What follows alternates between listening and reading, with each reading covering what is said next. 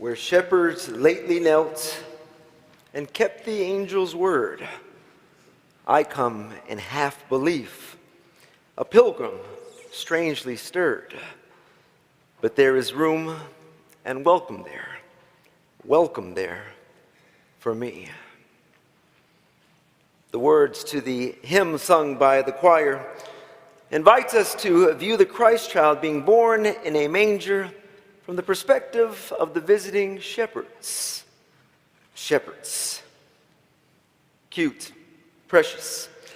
Well, as darling and as precious as shepherds are in our nativity scenes and in our religious folklore, people of God, in the first century, shepherds were actually a despised bunch. Scholars tell us that shepherds were scorned as dirty and dishonest people who grazed their sheep flocks on trespassed land. They were scorned for being unable to protect their families because they were always on the move.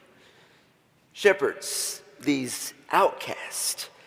Shepherds were outcasts, so much so that the biblical writers would later refer to Jesus as the Good Shepherd.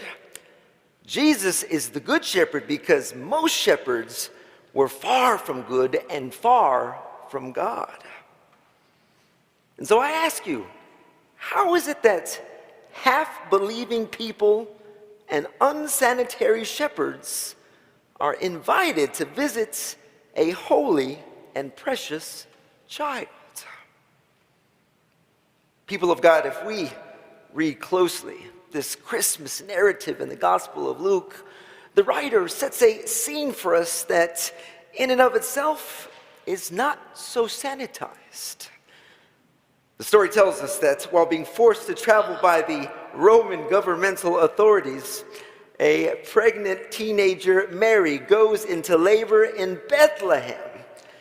Scholars tell us that Jesus' birth took place in a cave or a barn. And the cave or the barn might also refer to the lower level of a first century Palestinian home. Scholars tell us that the lower level was where animals were kept. Now, in all of your holiness on Christmas Eve, I ask you, imagine for a moment.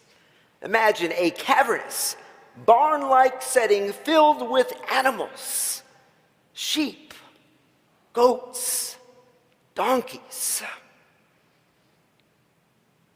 Do you know how potent the smell of sheep, goats, and donkeys can be? My friends, I have 2 rescue dogs at home that are fairly clean. They're still huggable these days, but they could use a bath. So I can only imagine the scents coming from the animals where Mary is. Animals that did not have the luxury of visiting the premier animal spa in Bethlehem. Oh, how bad could it be, Reverend Mike? Imagine the smells, the unwashed hides, the natural fertilizer that comes from sheep and goats. People of God, it is most definitely not the Christmas spice candle that you bought your mother last year. And yet, in this context, the Christ child is born and laid in a manger. Now, friends, our mangers today, they have straw or hay, and it's a small clue to what a manger actually was in Mary's day. You see, the manger was actually a feeding trough. It was filled with food for animals, but also due to the never-ending habits of double dipping, the trough also had a layer of animal saliva, sheep backwash. I hope I'm not ruining your Christmas dinner. Help me, oh God. But on top of the food, on top of the backwash, on top of the hay, Mary and Joseph, in all of their infinite wisdom, lay this newborn Jesus right into the feeding trough. People of God, the story sounds unbelievable. Some might say it's downright comical. It's outright ridiculous. And even still, there's something rather remarkable about this story. You see, the Christ child could have been born to a member of the Emperor Caesar's administration in Rome. The child could have come from the religious and political elites in Jerusalem. This Christ child could have been born to a family that was not prone to scandal and shame. But instead, this Christ child is born of a woman that people presume to be promiscuous. Jesus is born in the midst of a foul-smelling mess. My friends, how is it that divine light and divine love can be born in lives that are messy and odorous and foul-smelling? Is this the story of Christmas that we usually tell? No. Christmas is usually described as a season of joy. But we all know, living in the real world, we are familiar with the pressures of this season. Buying gifts for all without breaking our own budgets. Just yesterday here at the church, we had folks reach out seeking assistance. They told us they were recently released from the hospital and did not have the resources to get their kids any gifts this Christmas. People are frustrated. People are stressed. Some of you in our midst today, some of you are struggling to celebrate this season because you miss loved ones who are no longer with us. Some of you had no desire to be here tonight. Some of you are trying to act like you are in the Christmas spirit when all you really desire is solitude and to be left alone. My friends, sometimes Christmas feels and smells odorous. More than 12 years ago, after becoming frustrated with the management of the apartment complex I was living in at the time, I frantically tried to find a new place. People of God, I had expectations of being in a new home for Christmas.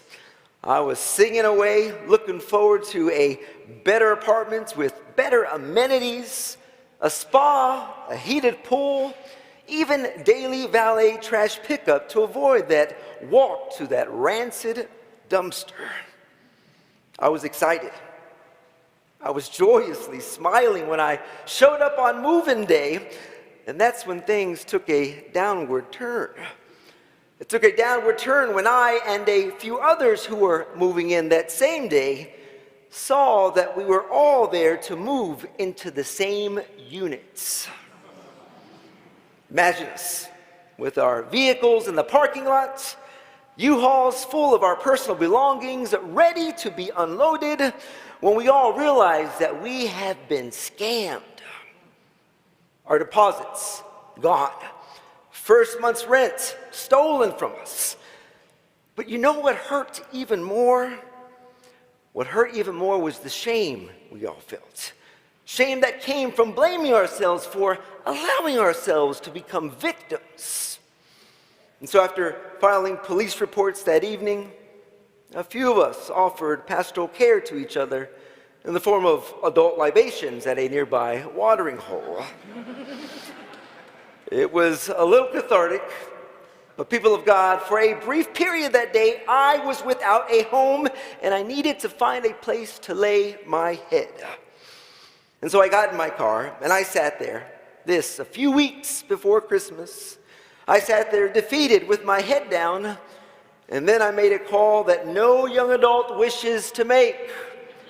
I looked through my contacts under the letter M.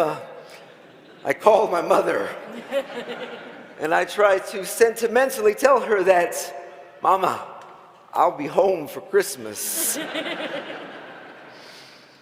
Now, my mother didn't really have a spare bedroom available at the time, but she did make space for me. She made space for me right next to where her dog slept.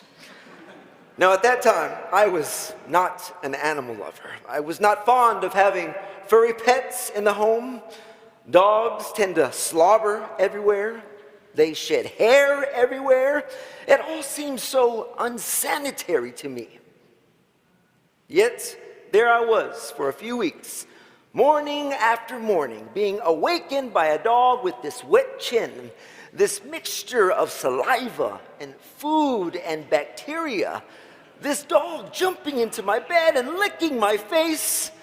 My friends, I felt like Jesus in a manger in Bethlehem. And as messy and as ridiculous as I felt my life was at that time, I can only imagine what life was like in Bethlehem 2,000 years ago. I can only imagine what life is like in Bethlehem today. Reverend Munther Isaac from the Evangelical Lutheran Christmas Church in Bethlehem tells us that Christ is still in the rubble. In Bethlehem, in the West Bank, and in Gaza, Christmas has been canceled again due to the death and suffering of so many people in Palestinian areas. Many in Gaza are refugees, displaced without a place to call home. And like Mary and Joseph, families and aid workers are struggling to ensure children can experience some sort of dignity amidst the filth and amidst the rubble. People of God, can you imagine the stories that Palestinian Christians will tell about Christmas again this year? I can only imagine what Mary and Joseph and the shepherds and so many others were feeling in the Gospel of Luke. Really, how does one feel when one's experiences seem to be so ludicrous and outlandish? My own story of being scammed at Christmas time many years ago, it's a ridiculous story that I never wish to relive again. Truth is, I wish I could erase that experience and be able to tell you that, one, I had a different story, one where I was not so foolish and not so gullible. I can imagine Luke might have thought twice about writing our story today. The story of Jesus' birth, a birth that happens amidst malodorous mammals and scorned shepherds. My friends, I'm sure Luke thought about it. I'm sure Luke prayed about it. I'm sure Luke consulted about it and then decided there is no other way. Maybe the faith tradition in which we find ourselves, maybe the story of Jesus is supposed to be ridiculous. My friends, maybe it's supposed to be ridiculous because in the ridiculous, the ridiculed find new life. Maybe it's supposed to be preposterous because in the preposterous, the poor find hope. Maybe it's supposed to be outrageous because in the outrageous, the outcasts find their way. Maybe it's supposed to be downright ludicrous because in the ludicrous, the lost ones find love. My friends, in stories that are truly grueling, we find grace and we find God. But I wonder, what about us? What stories of Christmas will we tell? Maybe your family is all together this year, and what a beautiful thing. You are grateful that there is no snow on the ground outside, and so you're going to tell a story of joy.